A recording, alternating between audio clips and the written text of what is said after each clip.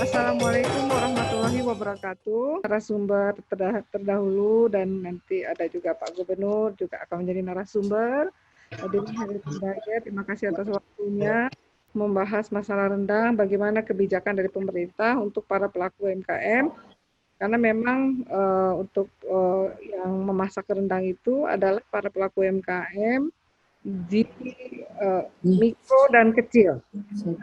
Untuk itu, kalau dari pemerintah pusat, pembangunan ekonomi lokal adalah pilar utama kinerja perekonomian nasional.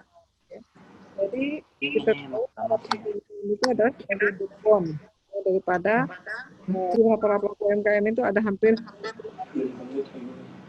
Dan untuk rendang ternyata memang kita sudah mendapatkan 3 kali berturut-turut tingkat dunia ya sebagai makanan terlezat di dunia, makanan terenak dunia.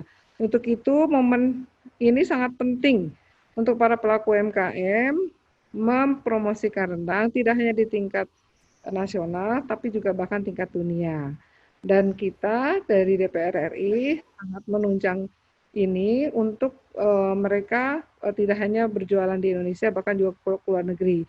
Kemarin kita sudah tanda tangan dengan Australia, ya jadi ada transaksi, ada MOU dengan Australia, pemerintah Australia, ya SEPA namanya.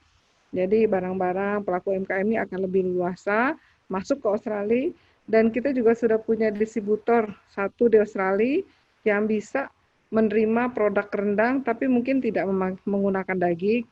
Kita pakai ininya saja, selainya dijadikan selai ya, bumbunya saja atau jadikan selai rendang ya.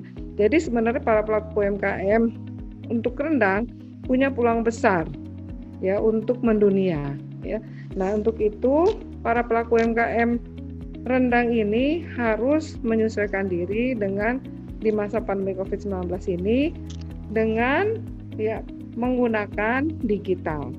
Karena memang sekarang di zaman masa pandemi Covid-19 ini yang paling berperan untuk kita bertransaksi adalah dunia digital. Jadi kita siapkan UMKM ini siap menghadapi era industri 4.0 dan juga ada pendampingan untuk para pelaku UMKM untuk masuk dunia digital melalui e-commerce, media sosial, serta platform digital lainnya dan juga manfaatkan ya daripada BUMN sebagai off-taker ya untuk membeli produk-produk pelaku UMKM untuk apakah diekspor ataukah mungkin dibantu oleh BUMN untuk penjualannya. Dan pemerintah bersama swasta secara bersamaan berkomitmen untuk dapat menjaga dan mengembangkan ekosistem perekonomian yang mengikut sertakan UMKM di dalamnya ya. Jadi perlu diketahui Bapak Ibu semua ya, saya pernah ketemu dengan kakek nenek-nenek ya, dia hanya jualan rendang dan dendeng, omsetnya itu sebulan 200 juta. Jadi kalau setahun dia omset sudah 2,4 miliar. Percaya tidak percaya, tapi yang jualan kakek-kakek dan nenek-nenek. Ya, jadi di sini saya tanya jualnya di mana? Jualnya dia kirim ke Jakarta, dia kirim ke Medan.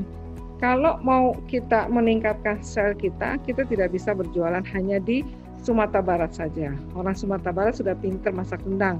Dari mulai kecil sampai udah tua pintar masak rendang. Kita harus berjualan di Jakarta, di Medan, di Aceh, ya, bahkan juga kalau perlu sampai ke luar negeri ya.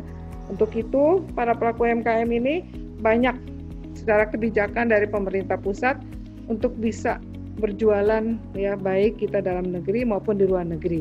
Manfaatkanlah era industri 4.0 ini ya, tentu kita untuk menggunakan tata tertibnya ya dalam berjualan di era industri 4.0. Jadi jangan yang di foto yang nampak bagus nanti rasanya kurang enak. Semua harus sesuai dengan peraturan-peraturan era industri 4.0 ini.